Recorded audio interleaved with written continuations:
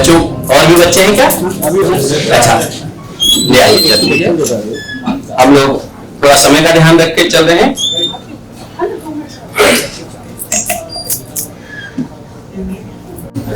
यह 26वां सत्र प्रारंभ करने जा रहे हैं। बच्चों, आपसे यह बात बताते हुए बड़ा ही हर्ष हो रहा है कि 100 घंटे मन की बात @100 नॉट आउट, यह एक वैश्विक कार्यक्रम Guinness book of world record में दर्ज होने जा रहा है। इसके 25वें सत्र का आप हिस्सा बन रहे हैं। आपके बाद 75 सत्र और होंगे और यह 100 सत्रों के बाद 27 तारीख को दोपहर सुबह 11 बजे जब प्रधानमंत्री की 104वीं मन की बात होगी, उस समय यह समाप्त होगा। Guinness book of world record ने इसे एक अद्भुत विचार मानकर रिकॉर्ड बनाने के लिए अनुमति प्रदान की है। आज के इस 25वें सत्र के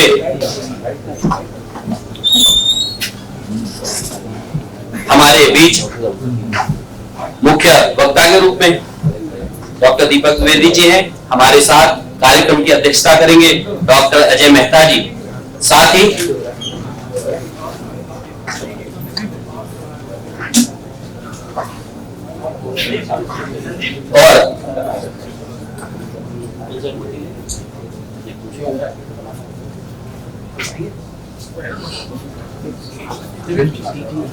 और विशेष अतिथि के रूप में प्रवीण चित्रांश जी हैं। मैं आपसे अनुरोध करूंगा कि आप मंचासीन हो। साथ ही मैं आमंत्रित करूंगा डॉक्टर अजय मेहता जी को।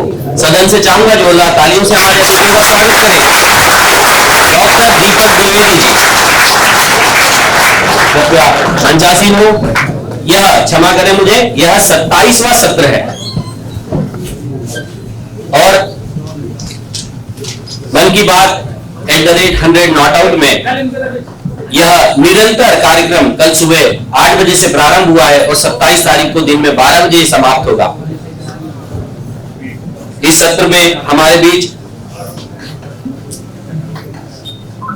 मुख्य वक्ता के रूप में डॉक्टर दीपक द्विवेदी जी हैं। मैं सबसे पहले हमारी डिजिटल टीम से अनुरोध करूंगा कि महत्व देने का अवसर है। ईसा मसीह ने कहा, गरीबों को हमारा पुकार नहीं, हमारा स्वीकार चाहिए। सेंट लूक के गॉस्पेल में लिखा है, जीसस ने न केवल गरीबों की सेवा की है, बल्कि गरीबों के द्वारा की गई सेवा की भी सराहना की है। और यही तो असली एम्पावरमेंट है। इससे जुड़ी कहानी भी बहुत प्रचलित है।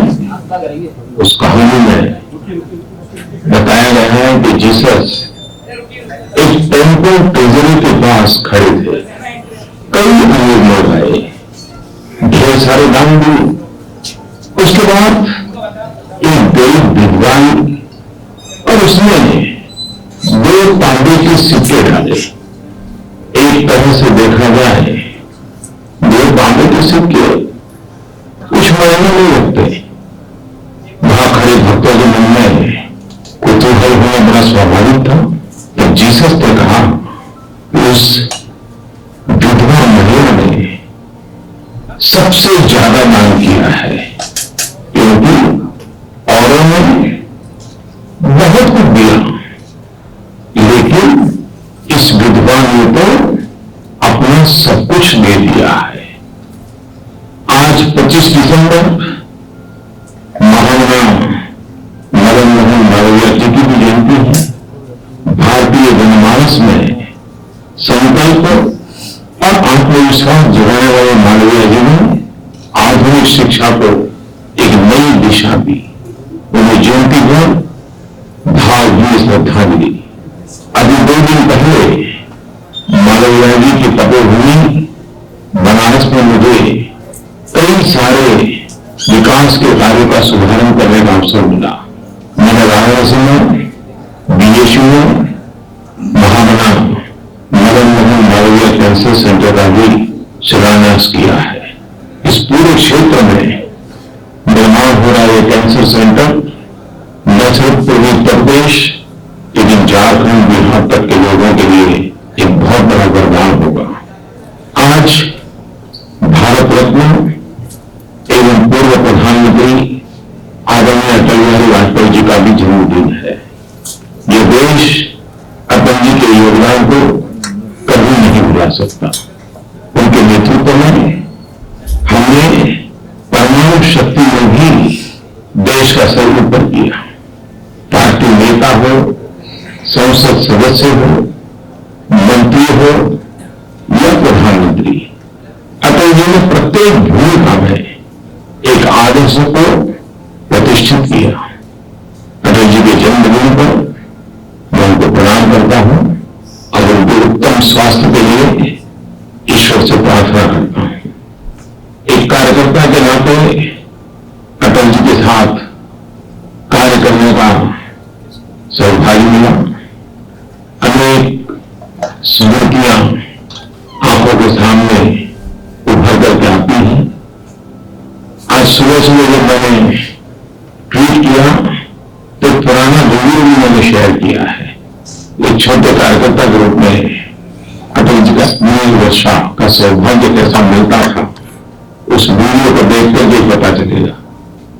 आज क्रिसमस के दिन सौगात के रूप में देशवासियों को 2 योजनाओं का लाभ मिलने जा रहा है। एक प्रकार से 2 नौकर योजनाओं का आरंभ हो रहा है। पूरे देश में गांव हो या शहर हो, पढ़े लिखे हो या अनपढ़ हो, कैशलेस क्या है, कैशलेस कारोबार कैसे चल सकता है, बिना कैश खरीदारी कैसे की जा सकती है, चारों तरफ एक जिज्ञासा का माहौल बना है। हर कोई एक दूसरे से सीखना समझना चाहता है। इस बात को बढ़ावा देने के लिए मोबाइल बैंकिंग को ताकत मिले, इसलिए ई पेमेंट की आदत लगी, इसलिए भारत सरकार ने ग्राहकों के लिए और छोटे व्यापारियों के लिए प्रोत्साहन योजना का आज से प्रारंभ हो रहा है। ग्राहकों को प्रोत्साहन करने के लिए योजना है लकी ग्राहक योजना और व्यापारियों को प्रोत्साहन करने के लिए योजना है डिजी धन व्यापार योजना। आज 25 दिसंबर को क्रिसमस की सौगात के रूप में 15,000 लोगों को ड्रॉ सिस्टम से इनाम मिलेगा और 15,000 के हर एक के खाते में 1,000 रुपये का इनाम जाएगा। तो ये सिर्फ आज एक दिन के लिए नहीं है, ये योजना आज से शुरू होकर के 100 दिन तक चलने वाली है।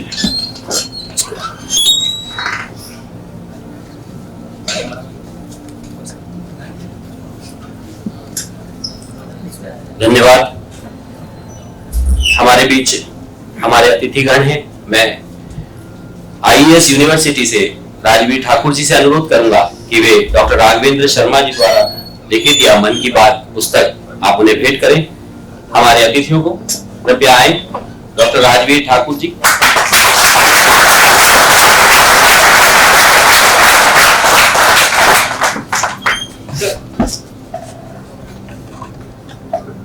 मैं श्री नितिन कांडे जी को आमंत्रित करूंगा।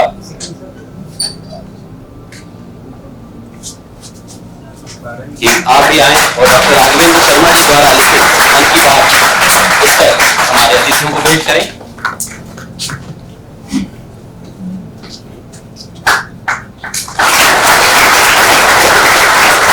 आईएएस यूनिवर्सिटी से श्री रविंद्र जी से मैं अनुरोध करूंगा कि वे आए और मन की बात पुस्तक हमारे अतिथियों को भेंट करें।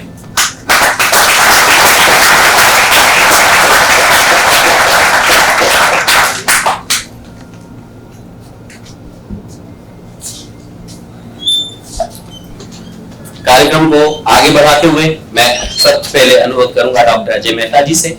आप इस कार्यक्रम के सूत्रधार भी हैं।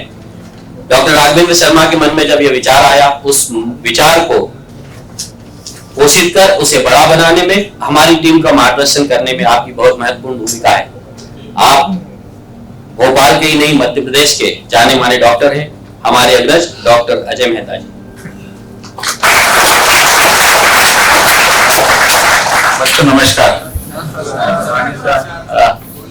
अभी मेरी तारीफों में कसीदे पढ़े गए, तो इस तारीफों की कोई बात नहीं। बात यह है कि मैं अध्यक्षीय उद्बोधन के लिए आया हूं, और अध्यक्षीय उद्बोधन का मतलब होता है कि आप लोग यहाँ क्यों आए हो ये बताऊं। तो मैं बड़ी ईमानदारी, देखो मैं ऑर्थोपेडिक सर्जन हूं, ठीक है, so I am not in politics anyway.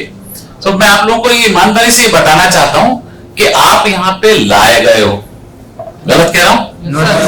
लाए गए हो। वो मेरा दावा है कि यहां से जब जाओगे तो बोलोगे कि हम गए थे। इस अंतर को समझे? मैं ये दावा करता हूं, ये दावा इसलिए करता हूं कि मैं आपको बताऊं कि आप यहां क्यों लाए गए हो। जब आपको समझ में आएगा तब आप बोलोगे हाँ हम गए थे। ये एकमात्र हमारे देश में प्रधानमंत्री बहुत सारे हुए और जवाहरलाल नेहरू भी रहे, सब रहे, लेकिन एकमात्र प्रधानमंत्री ऐसा मोदी आया जिसने विश्व में हम लोगों को नाम दिया है। ये बात तो सही मानते हैं? कल चंद्रयान का आप लोगों ने देखा ही होगा। मतलब ऐसा लगता है कि हमारा गर्व, अभिमान और गर्व में अंतर है, उनमें गर्व दिखता है, और वो गौरवान्वित करने का काम जिस प्रधानमंत्री ने किया है, अगर उसकी मन की बात को हम लोग नहीं सुन पाए तो कहीं हमसे गलती हो रही है। और मैं ये भी दावा करता हूं कि आपकी उम्र में मैं था तब मैं अगर होता, मतलब इस उम्र में होता, तो मैं भी मन की बात नहीं सुनता और आपने भी नहीं सुनी होगी। ईमानदारी से बोलना, कितने लोगों ने सुनी, कोई मतलब नहीं, हाथ उठाने का खराब लगेगा, एक आदमी हाथ उठाएगा, तो सबने नहीं सुनी मन की बात। तो ये हमारा फर्ज बनता है जो इस बात को हम समझे कि मोदी जी कहना क्या चाहते हैं, ये प्रोग्राम क्यों हुआ मन की बात, ये आप लोगों को समझ में आए, इसी आपको यहाँ लाया गया है। और जाते टाइम आप ये मान के चलोगे कि आप कुछ लेके गए।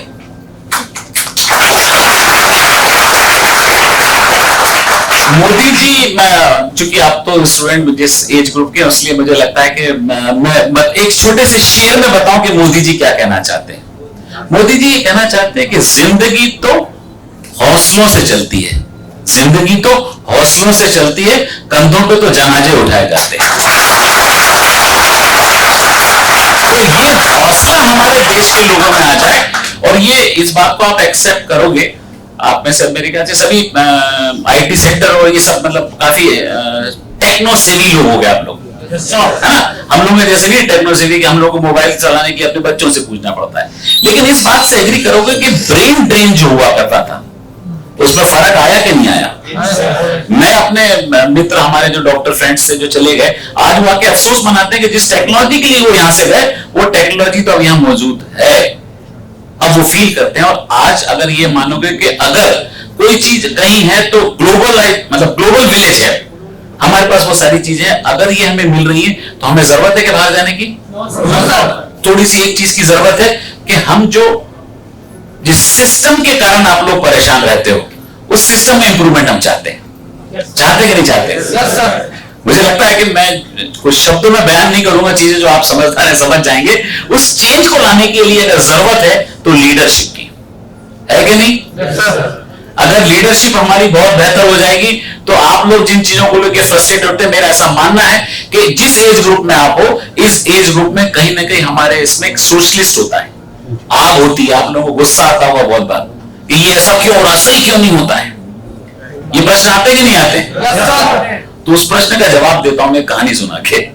अभी मोदी जी के भाषण में, इसके पहले वाले भाषण में मोदी जी ने कहा था कि ये मतलब जब देश आजाद हो रहा था तो देश आजाद होते टाइम हमें जरूरत थी आजादी की लड़ाई लड़ने की। भगत सिंह हुए, आजाद हुए, बहुत सारे लोगों ने देश की आजादी में बड़ा काम किया। जब उन्हें अपन इधर देखें, लोग आते जाते रहेंगे, इधर देखें, आने जाने दो लोगों को अपन बात करेंगे। तो देश आजाद हुआ तो आजादी के टाइम पे जरूरत थी लड़ाई की, लेकिन अब तो आजाद हो गया, तो अब भी लड़ना चाहिए कि बंदूक लेके हमको। अब हमें अपना काम अच्छे से करना चाहिए, यही देशभक्ति होती है। इसके पिछले वाले स्पीच में उन्होंने कहा है, और ये बातें जनता तक पहुंचे, इसलिए उन्होंने मन की बात चालू करी। और उनको ये भी समझ में आ गया कि ये जो नौजवान पीढ़ी है, ये किसी की मन की बात नहीं, अपने मन की बात सुनता है। तो इसलिए आपको यहां लाया गया कि आप उनकी मन की बात को समझें, जीवन में उतारें और जीवन को आगे बढ़ाएं। मेरा चूंकि मुख्य वक्ता कोई और है, और मुझे बोलने का शौक है, माइक हाथ लग जाता है मैं छोड़ नहीं पाता हूं। तो मैंने कहा ये आप लोगों को जरूर बता दूं कि आप लोग यहाँ क्यों लाए गए, क्योंकि ये चल रहा है, एक दो बातें आपको ये समझ में आना चाहिए कि ये चल रहा है 100 घंटे लगातार। मोदी जी के 104वां स्पीच होगा 27 तारीख को, तब ये क्लोजिंग होगा। 100 स्पीच में 100 श्रोता रहेंगे और एक वक्ता जरूर रहेगा, और वक्ता भी नहीं रिपीट होगा और श्रोता भी रिपीट नहीं होगा। तो आप ये मान के चलो कि आप जो यहाँ पे श्रोता बैठे हो, ये जब जाएंगे तो दूसरे श्रोता आएंगे, तो एक ऐसा वर्ल्ड रिकॉर्ड बनने जा रहा है, Guinness book of world record वाले भी यहाँ पे इसको रिकॉर्ड कर रहे हैं, और आप सब इसका हिस्सा बन रहे हो। इसलिए आपको थोड़ा सा अंदर से अच्छा लगना चाहिए, लाए गए की जगह लगना चाहिए कि आए हैं। लगेगा थोड़ा बहुत आए हैं कि अभी भी लाएगा, तो मैं अगर नहीं लगता तो और बातें बताऊं। जब तक आप ये नहीं बोलोगे कि हमको लग रहा है कि हम आए हैं, तब तक मैं बताता रहूंगा। तो लग गया? इसका मतलब मेरे को नहीं बोलना चाहिए। चलो एक छोटी सी कहानी सुनाता हूं कि मोदी जी जो ये कह रहे थे कि सब अपना अपना काम करें। एक बार क्या हुआ, एक कमरे में एक टीचर आया और टीचर ने बहुत सारे गुब्बारे छोड़ दिए और पूरे बच्चों के नाम लिख दिए। आप सब लोगों के नाम लिख दिए, मान लो 100-150 लोगों के नाम लिख दिए और गुब्बारा छोड़ दिया, और उन्होंने बोला कि जाओ अपना अपना गुब्बारा उठा लो। थोड़ी देर में क्या हो गया, सारे गुब्बारे फोड़ गए, क्योंकि जिसको जो मिला उसने फोड़ना चालू कर दिया, मेरा मेरा मेरा मेरा। और इसी कहानी का एक दूसरा पक्ष भी आता है। टीचर ने कमरे में गुब्बारे लिख के छोड़ दिए और ये बोला कि जिसके नाम का गुब्बारा मिले आवाज लगा के उसको देना। तो क्या हुआ, सारे गुब्बारे बढ़ के फूटा नहीं। बस हमें देश में यही करना, कोई नई चीज नहीं करना है। बहुत बहुत धन्यवाद, आपका आभार, क्योंकि मुख्य वक्ता थे हमारे बीच में, उनको हमें सुनना है। आप लोग को ये समझ में आ गया कि यहाँ क्यों लाए हैं? हमें अपना गुब्बारा उठाना है, ठीक है। और मन की बात में हमको गौरवान्वित महसूस करना है कि हम एक ऐसे कार्यक्रम के हिस्से बनने जा रहे हैं जो कार्यक्रम कहीं ना कहीं इस देश में परिवर्तन के लिए प्रयास करेगा। आप लोग प्रश्न भी पूछेंगे तो वो प्रश्न भी कहीं ना कहीं हमारे प्रधानमंत्री पीएम ऑफिस में जाएंगे। अटेंटिव रहिए, अगर मन में प्रश्न आता है तो बिना हिचक के आपको ये पूछना है। और एक और मैं आप लोगों से अनुरोध करूंगा कि जब हमारे मुख्य वक्ता जब बोलने आएंगे तो कोई आए या जाए की फर्क पैदा है, नहीं? ध्यान देंगे। धन्यवाद, बहुत बहुत धन्यवाद। धन्यवाद डॉक्टर अजय मेहता जी। तो निश्चित रूप से मैंने जब आपका परिचय कराया था, अब आप लोग जान गए होंगे मैं वास्तविकता कह रहा था। अब हमारे बीच आज के मुख्य वक्ता डॉक्टर दीपक द्विवेदी जी हैं। आप एक साइंटिस्ट हैं, पिछले 16 वर्षों से भोपाल के विभिन्न विश्वविद्यालयों में आप रिसर्च का काम करते रहे। 20 आर्टिकल आपके प्रकाशित हुए हैं, 2 पुस्तकें आपके द्वारा लिखी गई है। भारत ही नहीं, विदेशों में भी आपने अपने उद्बोधनों से, अपने कृतित्व से भारत का नाम रोशन किया है। ऐसे डॉक्टर दीपक द्विवेदी जी को मैं सादर आमंत्रित करता हूं।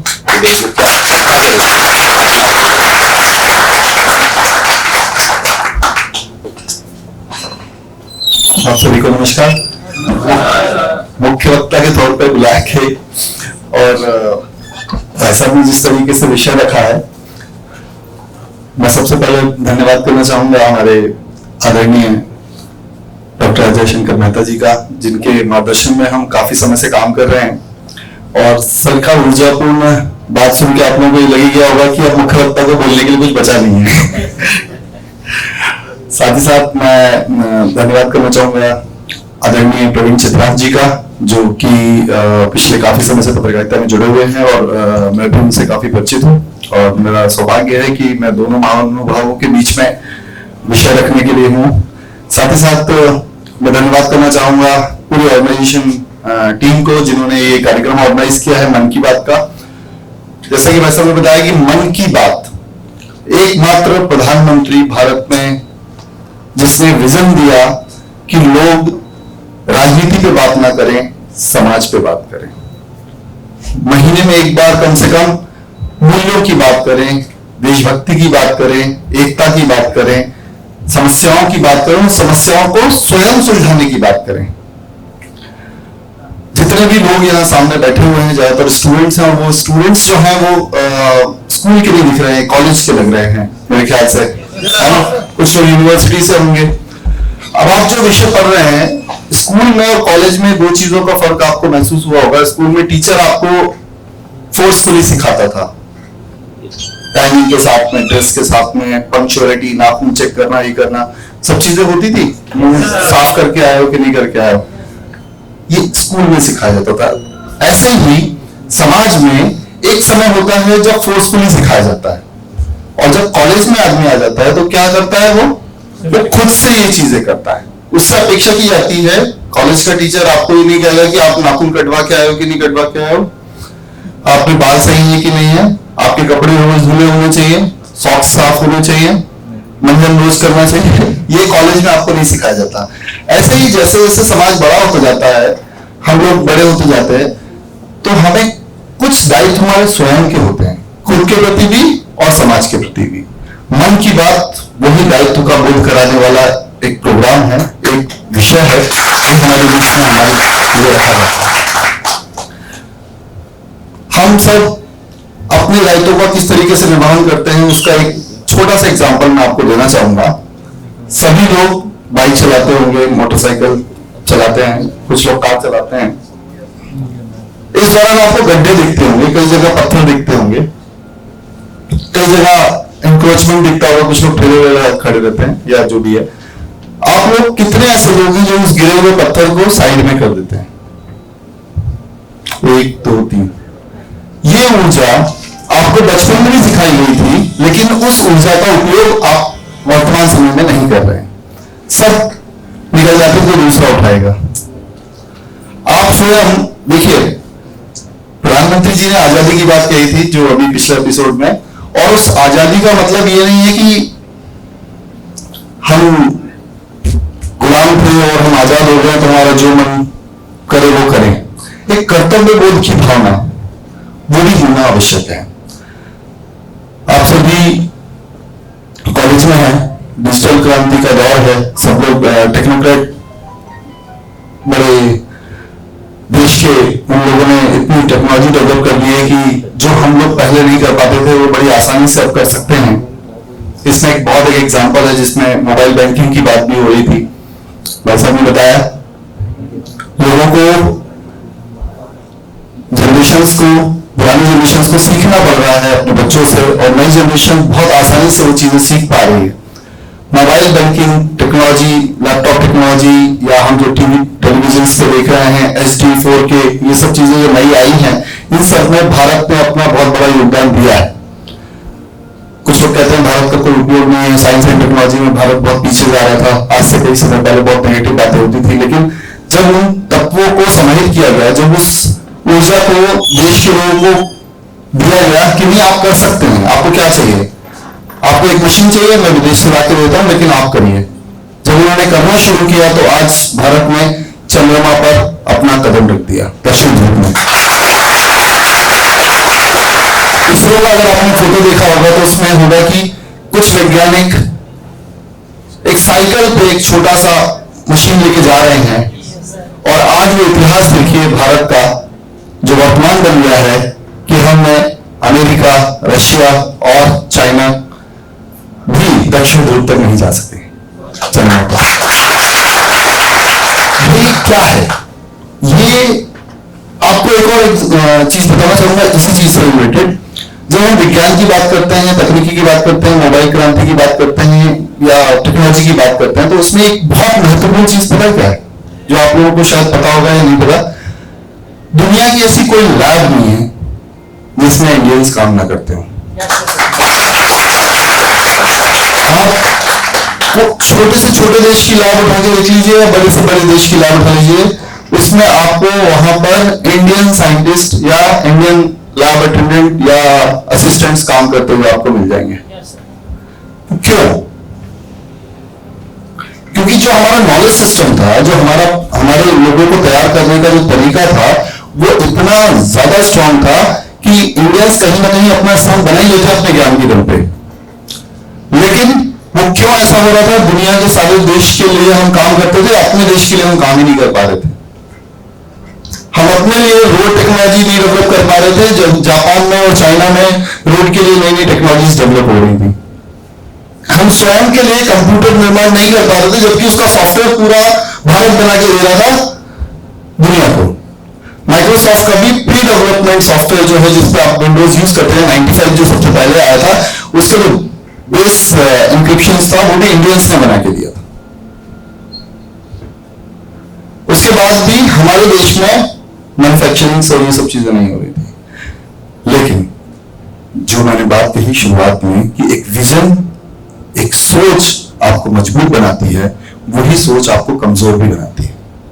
अगर आप नेगेटिव सोच को अपने दिमाग में रखेंगे तो आप कमजोर होते हुए जाएंगे, लेकिन जैसे ही आप पॉजिटिव सोच के साथ में आगे बढ़ेंगे आप मजबूत होते हुए जाएंगे।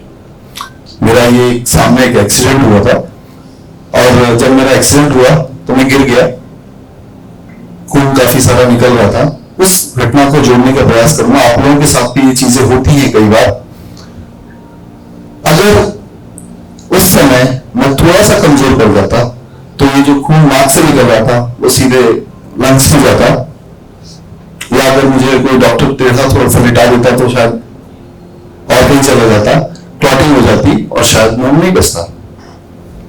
लेकिन जैसे ही आप लोग हैं, ऐसे ही किसी टीचर ने मुझसे कहा था स्पोर्ट्स के दौरान, एनसीसी के दौरान, कि आपको कभी चोट लग जाए या कभी इस तरीके से फेस पे चोट लग जाए तो आपको अपने चेहरे को और अपने शरीर को कैसे रखना चाहिए।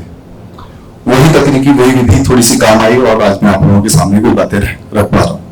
तो इस सत्र के दौरान भी कुछ छोटी छोटी सी बातें आप लोगों को मिलेंगी, वो मैं आप लोग शायद समझ भी पा रहे होंगे मैं कहना क्या चाह रहा हूं। यही जो मूल्य है जो प्रधानमंत्री मोदी जी कहते हैं कि आपका जो कर्तव्य है, आपकी जो क्षमता है, आपकी जो ऊर्जा है, उसको सही दिशा पे लगाएं। अपने अनुभवों को समाज के विकास में, परिवार के विकास में और देश के विकास में लगाएं, ना कि नेगेटिविटी की तरफ से। जब मोबाइल टेक्नोलॉजी की बात हुई, मोबाइल बैंकिंग की बात हुई, तो पूरे देश में एक माहौल बना, अरे किसी के पास तो मोबाइल ही नहीं है, लोग कैसे करेंगे इसको। ये बात हुई कि नहीं हुई? आपको एक बात बताता हूं, आप लोग कभी मम्मी पापा से पैसे मंगाते होंगे तो कैसे बोलते हैं, फोन करते हैं और बोलते हैं पापा 200 रुपए की जरूरत है, 2000 रुपए की जरूरत है, वो तुरंत आपको फोन पे, गूगल पे या पेटीएम कर देते हैं। आपको फीस जमा करनी होती तो आप ऑनलाइन अपने गए और तुरंत फीस जमा कर दी। आज से 12 से 15 साल पहले की ही घटना बताता हूं। मुझे अपनी खुद की फीस अगर जमा करनी होती थी तो एसबीआई की लाइन में खड़े होकर चालान बनवाना पड़ता था। वो चालान बनवाने के लिए 1000 लोग खड़े रहते थे और उस चालान को बनवाने में पूरा पूरा दिन चला जाता था। उसके बाद नेक्स्ट डे हम उस चालान को कॉलेज में जमा करते थे और कॉलेज वाले फिर रसीद में बना के देते थे। तो आज की स्थिति और कल की स्थिति में कितना तेजी से परिवर्तन आया है। ये केवल ज्यादा पुराना परिवर्तन नहीं है, 8 से 5 साल का परिवर्तन, 7 साल का परिवर्तन है। और अगर आप सोचिए यही ऊर्जा, यही ताकत बनी रही तो आगे आने वाले समय का परिवर्तन क्या होने वाला है उसको आप सोच भी नहीं सकते। आज केवल चांद पे हमने कदम नहीं रखा है, दुनिया की इतिहास की छाती पे हम कदम रखेंगे और बताएंगे कि भारत की तकनीकी क्या है, भारत की क्षमता क्या है, भारत के लोगों की क्षमता क्या है। लेकिन उसके लिए 3 चीजों की जरूरत है। जैसे प्रवृत्ति होती है, आप लोग तो स्टूडेंट्स हैं, आप लोग महसूस करते होंगे क्लास में किस किस तरह के लोग रहते हैं, ऐसे समाज में भी इस तरह के लोग हैं। प्रवृत्तियां 3 प्रकार की होती हैं। एक होती है दैवी प्रवृत्ति, एक होती है दानवीय प्रवृत्ति, एक होती है मानवीय प्रवृत्ति। किसी देश का विकास इन प्रवृत्तियों के ऊपर निर्भर करता है। छोटा सा बताना चाहूंगा कि दैवी प्रवृत्ति क्या है, आपने महसूस किया होगा या नहीं। दानवीय बताते हैं क्योंकि दानवीय बहुत आजकल चल रहा है, सब जगह देखने को मिलता है, साउथ की मूवीज में भी आपको देखने को मिलता होगा। दानवीय प्रवृत्ति ये होती है कि तेरा मेरा और मेरा भी मेरा। समाज में ऐसे लोग देखने को मिलते होंगे जो दूसरों से छीन लेते हैं अपनी चीजें और अपनी तो बचा के रखते हैं, उसके लिए अपनी इतनी ताकत रखते हैं कि उनसे छीन ना पाए और दूसरे का छीन लेते हैं। तो ये जो प्रवृत्ति होती है दानवीय प्रवृत्ति होती है। मानवीय प्रवृत्ति क्या होती है? मानवीय प्रवृत्ति होती है तेरा तेरा मेरा मेरा, सेल्फिशनेस, या उसको ऐसे कह लेंगे भाई जो तुम्हारे पास है वो तुम अपने पास रखो, जो मेरा है मैं मेरे पास रखता हूं। दिस इज द मानवीय प्रवृत्ति। लेकिन दैवी प्रवृत्ति क्या मेरा तेरा, और जरूरत पड़े तो मेरा भी तेरा। और ये भारत की प्रवृत्ति है, ये भारत की मूल प्रवृत्ति दैवी प्रवृत्ति ही है। भारत में हमेशा से, आज अगर भारत गुलाम हुआ है तो उसी दैवी प्रवृत्ति के कारण ही हुआ था। और भारत पे आक्रमणकारियों ने जो लूट मचाई थी वो भी इसी प्रवृत्ति के कारण हुआ था। लेकिन भारत आज भी स्थापित है, आगे भी स्थापित रहेगा और निश्चित तौर पे इस पर विजय प्राप्त करेगा, इसी प्रवृत्ति के साथ, दैवी प्रवृत्ति के साथ। भारत ने कभी पाकिस्तान से ये नहीं कहा कि जो तुम्हारी जमीन है वो हम ले लें। भारत ने हमेशा दैवी प्रवृत्ति दिखाई है। जब उनके यहाँ भूकंप आया, जब उनके यहाँ कुछ ऐसी, विश्व में कहीं पर भी ऐसी घटना घटी होगी तो भारत ने अपना दिल खोल के उनको दिया। और तकनीकी भी दी। आज कई देश हैं जो टेक्नोलॉजी हमसे ले रहे हैं, हर चीज कभी छुपा के नहीं रखा। तो भारत की ये जो दैवी प्रवृत्ति है वो भारत के लोगों के अंदर भी स्थापित रहे, बस इसी चीज की उम्मीद है। ये जो चीज है वो भारत को आगे बढ़ाएगी और आप सबको आगे बढ़ाएगी। अगर इसका प्रतिशत कम रहेगा तो ग्रोथ स्लो होगी। कैसे? भाई आपकी क्लास में 10 लोगों का बैच है और 8 लोग दैवी प्रवृत्ति के हैं, तो उस बैच का क्या, पूरा कॉलेज उसकी तारीफ करेगा।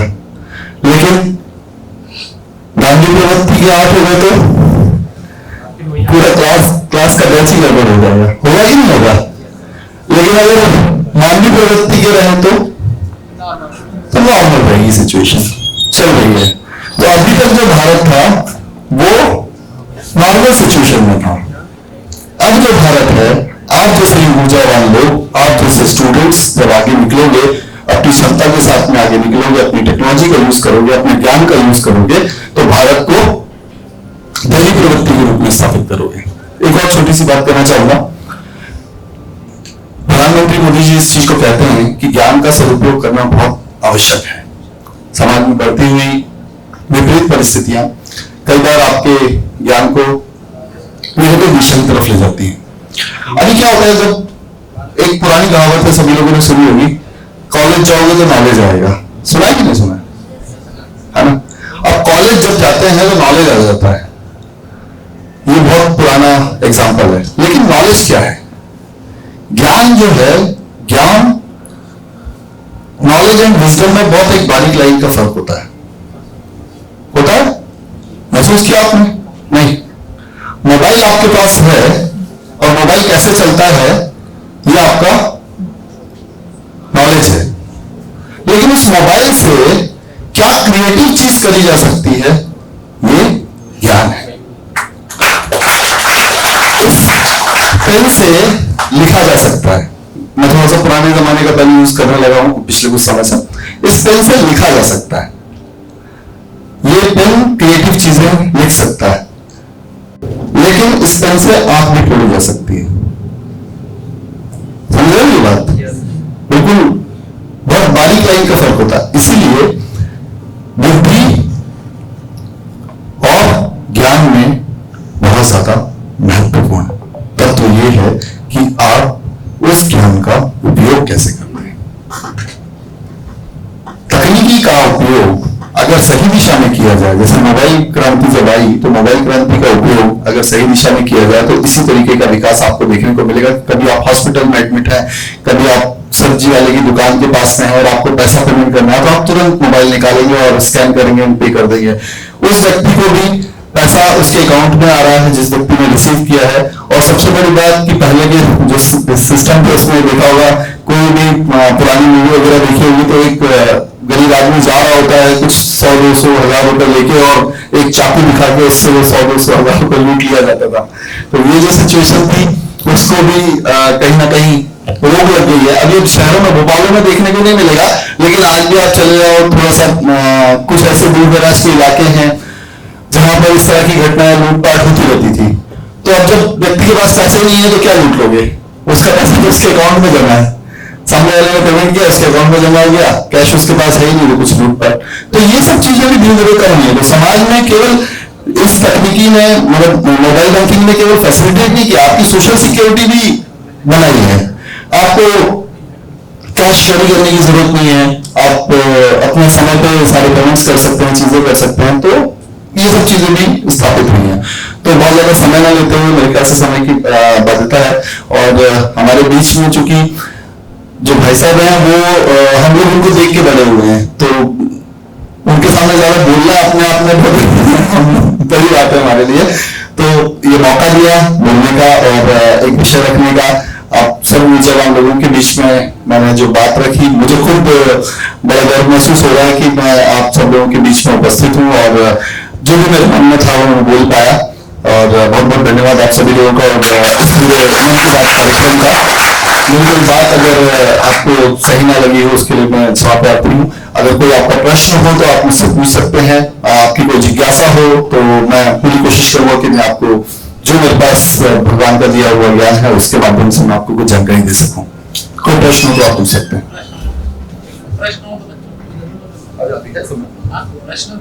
कोई प्रश्न है आपके तो आप पूछ सकते हैं, नहीं है तो हम पूछें। हाँ, घबराने की जरूरत नहीं है।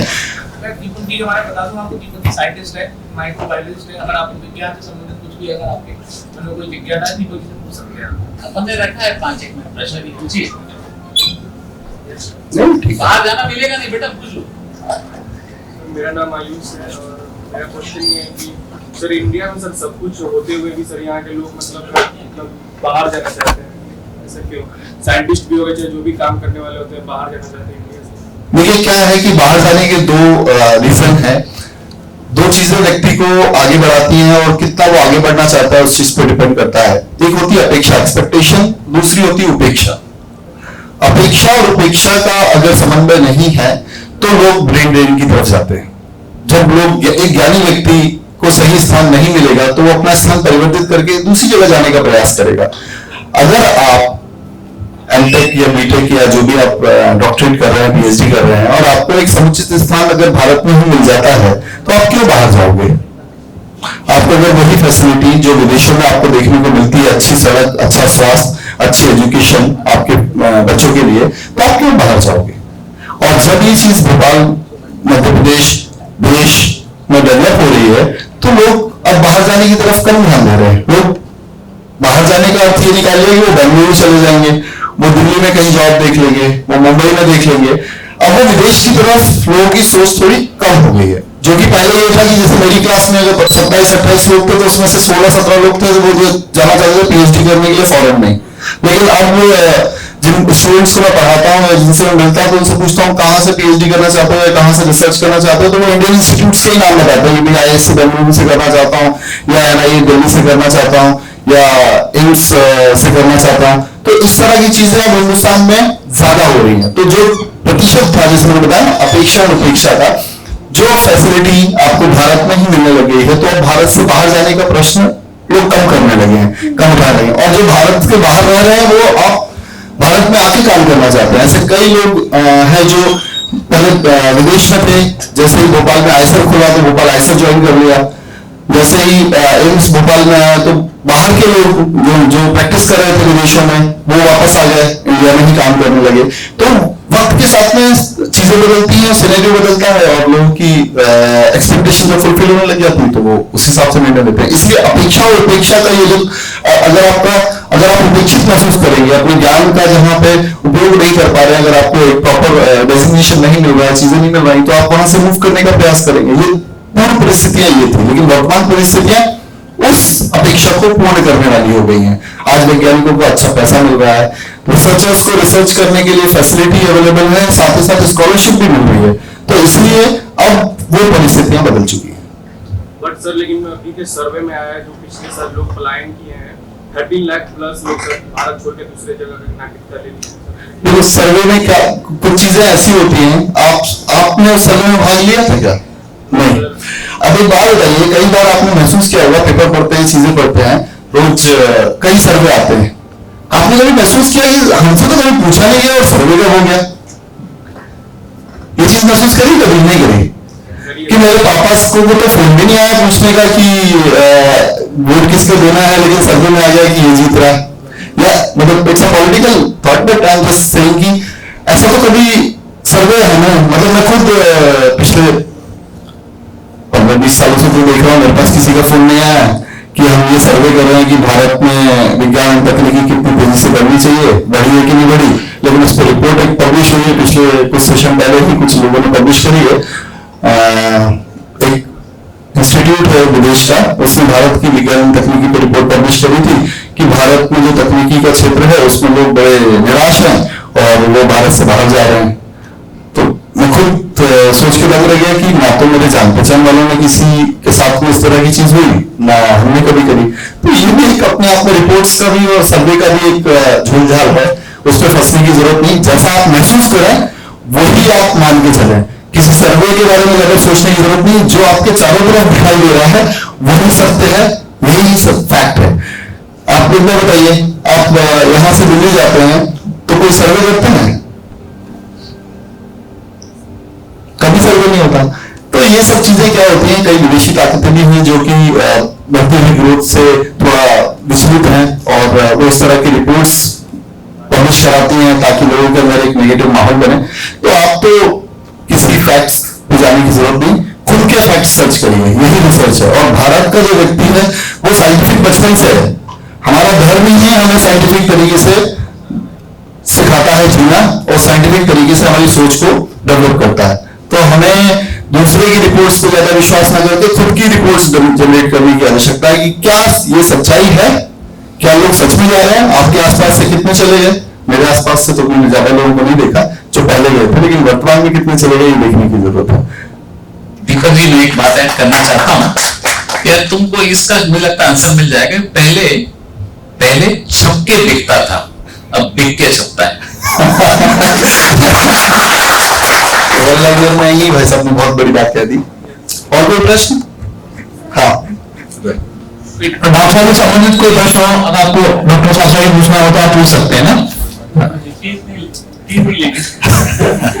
गुड मॉर्निंग सर, मेरा नाम गौरव यादव है सर। और सर मेरा प्रश्न ये है कि जिस तरीके से आज मॉडर्न टेक्नोलॉजी ग्रो कर रही है कि हम बहुत सी हाइट ले रहे हैं, नेटवर्किंग, रोड सिस्टम, हर चीज में हम ग्रो कर रहे हैं, लेकिन वहाँ पे हर चीज का एडवांटेज भी है लेकिन इस चीज का डिसएडवांटेज भी है कि कहीं ना कहीं हम नेचर्स को हार्श कर रहे हैं, फॉरेस्ट कम हो रहा है, बर्ड्स की पॉपुलेशन भी कम हो रही है। तो जितना हम मॉडर्न टेक्नोलॉजी को ग्रो करने में अपना टाइम दे रहे हैं वहीं कहीं ना कहीं ऐसी चीजें भी करना चाहिए जितना टाइम वहां दे रहे हैं। तो ये नेचर के लिए भी हमें सोचना चाहिए। बिल्कुल सही, बहुत सही प्रश्न है, जोरदार तालियां इस प्रश्न के लिए। अब आखिरी प्रश्न रहेगा, समय का अभाव है, इसके बाद बहुत संक्षिप्त में एक बात कहना चाहूंगा। विकास जो है वो लोग कहते हैं कि विनाश की बिंदु पे होता है, ऐसा नहीं है। अगर आपके पास सही तरीका है, सही विजन है, सही तकनीकी है तो एनवायरमेंट को प्रोटेक्ट करते हुए आप डेवलपमेंट कर सकते हैं। जैसा आपने बोला, ये अपेक्षा केवल सरकार से नहीं होनी चाहिए कि सरकार ग्रीन टी बचा के रखे, ये अपेक्षा हर उस व्यक्ति की होनी चाहिए जो इस समाज में रह रहा है, इस पर्यावरण का उपयोग कर रहा है, जो ऑक्सीजन ले रहा है, उसकी भी जिम्मेदारी बनती है कि वो प्लांट्स लगाए। अगर हमारे भारत में, हमारे भोपाल में या आपके कॉलेज में ही जितने लोग हैं, जितने स्टूडेंट्स, अगर 500 स्टूडेंट्स हैं और वो 500 पौधे लगा दें और उसमें से अगर सर्वाइवल रेशियो 80% का हो तो कितने पौधे बच जाएंगे? 400 के आसपास पौधे बच जाएंगे। और हर बैच अगर ऐसा करता चलेगा ना तो पूरा एरिया आपका ग्रीन हो जाएगा। तो हमारी अपेक्षा अगर सरकार से होती है कि सरकार रोड बना रही है, पेड़ काट रही है, सरकार रोड बनाती है तो पेड़ काटती है और साइड में पेड़ लगा भी देती है। लेकिन क्या आप अपना घर बनाते समय जब पेड़ काटते हैं तो क्या पेड़ लगाते हैं? क्या आप अपने जन्मदिन पर पेड़ लगाते हैं? या प्रधानमंत्री मोदी जी ने पर्यावरण संरक्षण की जो एक स्कीम चालू करी है, उसमें एक मुहिम चालू करी है, उस मुहिम के अंतर्गत उन्होंने लोगों को जागरूक करने का प्रयास किया कि आप केवल दोहन करने वाले मत बनिए, कि आप स्वयं जो आप ऑक्सीजन ले रहे हैं तो आपकी जिम्मेदारी बनती है कि आप कार्बन डाइऑक्साइड रिलीज करें, तो आपकी जिम्मेदारी बनती है कि आप उस कार्बन डाइऑक्साइड का समाधान निकालें। और वो समाधान क्या हो सकता है? आप खुद पेड़ लगाएं। आप कम से कम ऐसे मशीनों का यूज करें जिससे कि कार्बन डाइऑक्साइड या दूसरी ऐसी गैसेस का उत्सर्जन कम हो। ग्रीन टेक्नोलॉजी का अभी चलन बढ़ा है, लोग बैटरी व्हीकल्स और पॉल्यूशन फ्री व्हीकल्स का उपयोग करना शुरू कर रहे हैं। तो उन सब चीजों की तरफ भी हमें बढ़ना जरूरी है और खुद का भी एक दायित्व निर्वहन करना बहुत जरूरी है। जी, So my name is Sriti Shrivastava and मैं cyber security question is really personal. Sir मेरा क्वेश्चन ये है कि आजकल हमारा इंडिया होता है इसको डिजिटलाइज किया है, बट कहीं ना कहीं साइबर सिक्योरिटी से रिलेटेड अवेयरनेस अभी भी कम है। बिल्कुल सही कहा। तो sir as a cyber security student how can I serve my country? Cyber सुरक्षा, देखिए सुरक्षा की जरूरत तब पड़ती है जब हमें थ्रेट्स दिखने शुरू हो जाए। जिस चीजों को आपने देखा, जिस लेवल पे पहले सिक्योरिटी होती थी, आज उससे एडवांस लेवल पे सिक्योरिटी की जरूरत पड़ने लगी है। जैसे जैसे नए मालवेयर्स आएंगे, नई नई हैकिंग टेक्नोलॉजीज आएंगी, आपको उसके अगेंस्ट में और ज्यादा स्ट्रांग होना पड़ेगा। तो ये जो है ये कंटिन्यूअस अप्रोच है। जैसे आपने देखा ना क्रिप्टो करेंसी आई तो बहुत ज्यादा सिक्योर सिस्टम पे काम करती है, ऐसे ही आपको सिक्योर सिस्टम्स को डेवलप करना पड़ेगा रिसर्च एंड टेक्नोलॉजी के माध्यम से, खासतौर पे स्पेशली रिसर्च के माध्यम से आपको फैक्ट्स एंड फाइंडिंग्स देखनी पड़ेगी, कहाँ हमारी तकनीकी कमजोर पड़ रही है, उसके लिए कौन सी नई टेक्नोलॉजी को डेवलप करने की जरूरत है। कई सारे इंस्टीट्यूट्स हैं जो कि इन मालवेयर्स पे काम कर रहे हैं और साइबर सिक्योरिटीज पे उन्होंने काम करना शुरू करा है। आपने देखा होगा, आप लोग व्हाट्सएप यूज करते हैं तो व्हाट्सएप में भी इंक्रिप्शन कोड्स आने शुरू हो गए कि आप एंड टू एंड इंक्रिप्शन आप रख सकते हैं जिससे कि आपकी चैट्स सिक्योर रहे। इसी तरीके से जो आप बैंकिंग यूज करते हैं वो भी एक अलग सर्वर पे, सेफ सर्वर पे काम करती है ताकि आपकी बैंकिंग सिक्योर रहे। उसमें भी 3-वे 4-वे लेयर ऑफ सिक्योरिटी डाल दी जाती है। आज की डेट में तो ये भी कर दिया कि अगर आपने अपना बैंक अकाउंट लिंक कर दिया है तो आपके पास ओटीपी आएगा और ओटीपी डाल के ही आप पैसा ट्रांसफर कर सकते हैं। एटीएम में भी अगर आपको 15,000 रुपए निकालना है, 10,000, अगर आपने उसको फिक्स कर दिया तो आप उससे ज्यादा अगर कोई पैसा निकाला तो बिना ओटीपी के निकाल ही नहीं सकता। तो this is the level of security जो धीरे धीरे बढ़ती जा रही है। लेकिन हाँ, जैसे आप उस फील्ड से हैं, इसमें सबसे इंपॉर्टेंट चीज है लोगों के प्रति थोड़ी अवेयरनेस होनी चाहिए, क्योंकि हम लोगों के समाज में नई जनरेशन तो बहुत अच्छे से अवेयर है इन सब चीजों को, लेकिन एक जो पीढ़ी जो धीरे धीरे आगे बढ़ रही है, पीछे है, उसको थोड़ा सा इंफॉर्मेशन कम है। तो वो इंफॉर्मेशन अपने परिवार में अपने सब लोग अपने लोगों को दें ताकि फैमिली इस साइबर सिक्योरिटी के फ्रेम को समझ सके। साइबर सिक्योरिटी में बहुत सारे फील्ड होते हैं, like cyber forensics, threat intelligence, तो ऐसे कौन से फील्ड पे मुझे आगे जाना चाहिए? मतलब लाइक आपको आगे जाना चाहिए, मेरे कहने पे नहीं जाना चाहिए पहली चीज तो। लेकिन मैं आपको बता दूं कि साइबर सिक्योरिटी में साइबर फॉरेंसिक एक बहुत इंपॉर्टेंट फील्ड है। और साइबर फॉरेंसिक का मतलब ये है कि जो भी विक्टिम है, चाहे किसी के अकाउंट से पैसे निकाल लिए गए हो या वो निकाल लिया गया, उन सब चीजों का एनालिसिस होता है। तो एनालिसिस वाले जो लोग हैं वो अपने आप में बड़े स्पेशलाइज होते हैं और उनकी डिमांड भी है। अभी भारत में खासतौर से जितने भी लोग हैं वो सब बाहर उनकी ट्रेनिंग कराते हैं, फिर उनको यहाँ लाके करते हैं। इवन दो मेरे ख्याल से अपने मध्य प्रदेश में बहुत 2 या 3 लोग ही हैं जो साइबर फॉरेंसिक पे काम कर रहे हैं। और एक बहुत दुखद बात भी है कि सरकार के पास भी साइबर फॉरेंसिक के लोग नहीं है।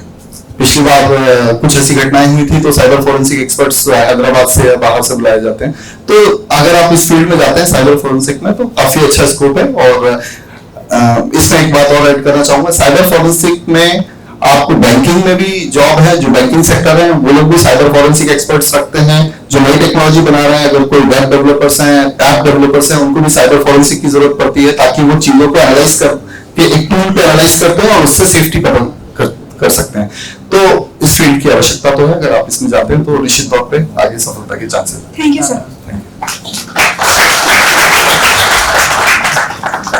धन्यवाद डॉक्टर दीपक द्विवेदी। मैं कल का एक ऐतिहासिक घटनाक्रम हुआ, उसकी कुछ झलकियां, कुछ क्षण हम आपके साथ शेयर करना चाहते हैं, उसे हम पुनः दोहराना चाहते हैं।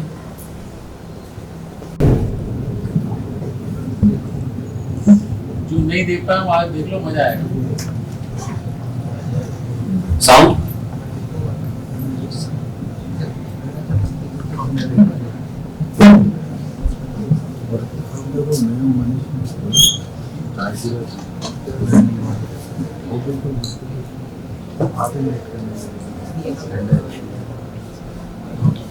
यह कल एक बहुत ही हमने चंद्रयान 3 मिशन को सफल किया और मैं देख रहा हूं हमारी डिजिटल टीम प्रयास कर रही है इसके लिए।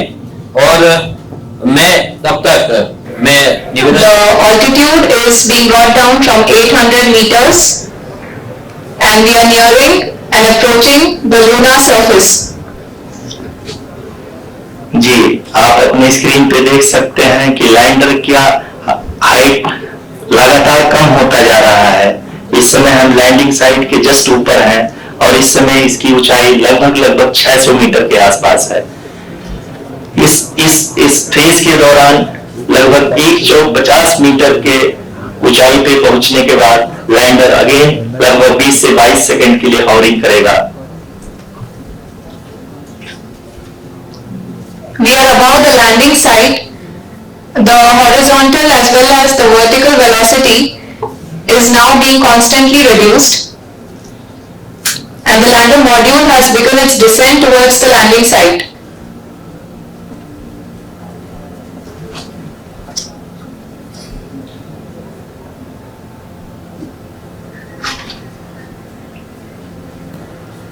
जी हाँ, आप अपने स्क्रीन पे देख सकते हैं ये जो पथ निर्धारित किया गया है, लैंडर पूरी तरह से उसी को ही फॉलो कर रहा है।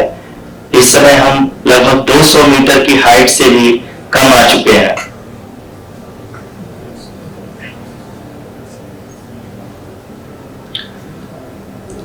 अब हमें देख सकते हैं कि हम लगभग 150 मीटर की ऊंचाई पे हैं चंद्रमा के सतह से।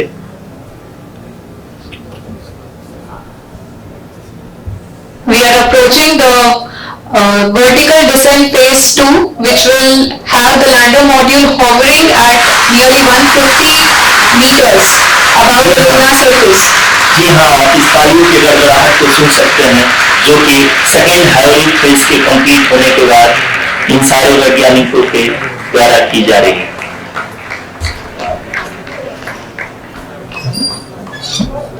जी हाँ, आप अगर फिर से ध्यान से देखें तो एल्टीट्यूड पुनः कम होता जा रहा है। अभी हम लोग लगभग 135 मीटर की ऊंचाई पे हैं। The sensors that are updating at this point are providing confirmation of the safety of the landing site. As expected, the retargeting is going on and this is a very good signature for the lander. अभी आप ये देख सकते हैं कि lander की ऊंचाई लगभग 65 मीटर के आसपास बची हुई है।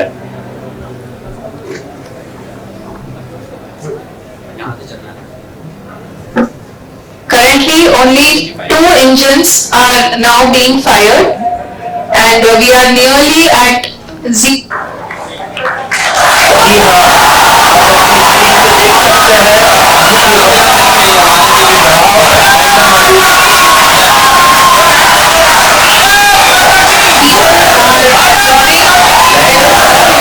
अपनी स्क्रीन पे देख सकते From the Secretary Department of Space and Chairman ISRO, Shri S. Somnath. Lander module अकेले देखने में और साथ में देखने का आनंद अलग है।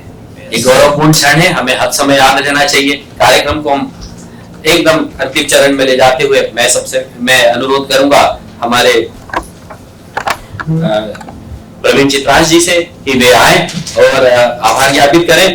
प्रवीण चित्रांश जी के बारे में बताना चाहूंगा कि पत्रकारिता जगत के एक दैदीप्यमान सितारे हैं।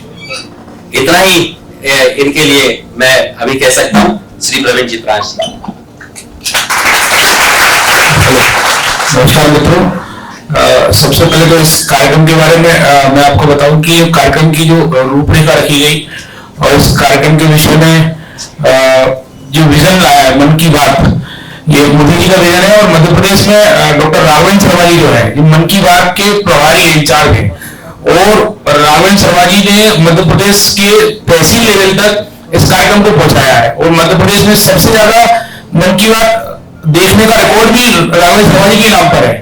और उनके मन में ये विचार आया कि इसको और 100% पूरे होने के बाद इस कार्यक्रम को और ज्यादा से ज्यादा लोगों तक कैसे पहुंचाया जाए, ज्यादा से ज्यादा लोग इससे कैसे जुड़े, ये विचार डॉक्टर राघवेंद्र शर्मा जी के मन में आया। और इस विचार को डॉक्टर राघवेंद्र शर्मा जी ने डॉक्टर अजय मेहता जी जो कि आपके समक्ष बैठे हुए हैं उनके समक्ष रखा। हम लोग उस टीम का हिस्सा है, हम लोग के समक्ष रखा डॉक्टर अजय मेहता जी और अजय शत्रु श्रीवास्तव सर जो है, इन लोगों ने इस कार्यक्रम को फिर आगे बढ़ाया। फिर हम उस टीम में हम लोग भी हिस्सा है, हमारे साथ सामने सभी लोग बैठे हुए हैं, अरेश जी भी हैं, ऐसे हम सभी लोग जुड़ते चले गए और आज ये कार्यक्रम सफल हो पाया तो इस पूरी टीम की वजह से हो पाया। लेकिन ये विचार जो आया वो डॉक्टर राघवेंद्र शर्मा जी के मन में आया और अगर उनके मन में विचार नहीं आ पाते तो आज ये कार्यक्रम इस रूप में सामने नहीं आ पाता। और आज आप सब लोग इस कार्यक्रम का हिस्सा बन पा रहे हैं तो डॉक्टर राघवेंद्र शर्मा जी की एक अच्छी पहल की वजह से बन पा रहे हैं। है ना। और मैं चाहूंगा एक बार रावण शर्मा जी के लिए सब लोग एक बार तालियां बजाएं। एक अच्छा कार्यक्रम, एक अच्छा विषय आप लोगों के सामने आया। 100 एपिसोडों को वापस लोगों तक कैसे पहुंचाया जाए, स्पेशली छात्रों के लिए, विद्यालय के छात्र हैं, महाविद्यालय के छात्र हैं, उनके सामने मोदी जी ने जो अभी तक 100 एपिसोड के माध्यम से समाज के जो विषय रखे हैं वो उन विषयों को कैसे पढ़ाया जाए। कई लोग, जैसे अभी भाई साहब ने भी बोला था कि कई लोग ऐसे हैं जिन्होंने सुनाई नहीं है, तो उनको कैसे इस कार्यक्रम में जो विषय रखे गए, सामाजिक विषय रखे गए, तो उन तक पहुंचे, उसका उद्देश्य कार्यक्रम रहा और इसको पुस्तक के रूप में भी कन्वर्ट कर दिया गया है, पुस्तक भी इस पर निकाली गई है। तो वापस मैं मुझे चूंकि धन्यवाद के लिए बुलाया था और मैं इस कार्यक्रम के विषय में बताने लगा आपको। सबसे पहले आप सब लोगों का बहुत बहुत आभार, बहुत बहुत धन्यवाद इस कार्यक्रम में पधारे आप। और कहीं ना कहीं जैसे भाई साहब ने बताया, डॉक्टर मेहता साहब ने, कि कुछ ना कुछ अब आप सीख के ही जा रहे हैं यहाँ से, है ना। तो इस कार्यक्रम में आने के लिए आपका बहुत बहुत धन्यवाद। डॉक्टर अजय मेहता साहब का धन्यवाद, और दीपक जी जो मेरे अच्छे मित्र भी है और एक अच्छे साइंटिस्ट है, उनका धन्यवाद। और कार्यक्रम के सफल संचालन के लिए अब हमारे राजेश जी है, उनका भी धन्यवाद ज्ञापित करता हूँ। नमस्कार। धन्यवाद, धन्यवाद प्रवीण जी। अब मैं आप लोगों से, जो प्रवीण जी भी कह रहे हैं आपसे, कि इस कार्यक्रम को हम सब तक कैसे पहुंचाएं। मुझे लगता है हमारा जो कहना है वो आपके सामने स्पष्ट है कि आप डिजिटल माध्यम से, अपने फेसबुक आईडी से, अपने ट्विटर से, अपने सोशल मीडिया हैंडल से इसे ज्यादा से ज्यादा प्रचारित करें, जिससे ये एक जन आंदोलन का रूप ले। और ये समाप्ति के समय जो आप देख रहे हैं, 100 घंटे 100 वक्ता और 100 संकल्प, एक संकल्प का वक्त है। मैं निवेदन करूंगा आप अपने स्थान पर खड़े हो और संकल्प मुद्रा में आए। एक संकल्प मैं दोहरा रहा हूं, आप वो संकल्प दोहराएं। और जो डॉक्टर द्विवेदी जी ने हमारे बीच बात रखी, संकल्प भी उसी से संबंधित है। मैं संकल्प लेता हूं कि मैं समाज कल्याण एवं लोकहित के कार्यों में बढ़ चढ़कर अपनी भागीदारी सुनिश्चित करूंगा। धन्यवाद। आप सभी से अनुरोध है कि बाहर एक ग्रुप फोटो होगा, समस्त अतिथियों से अनुरोध है कि कृपया आए।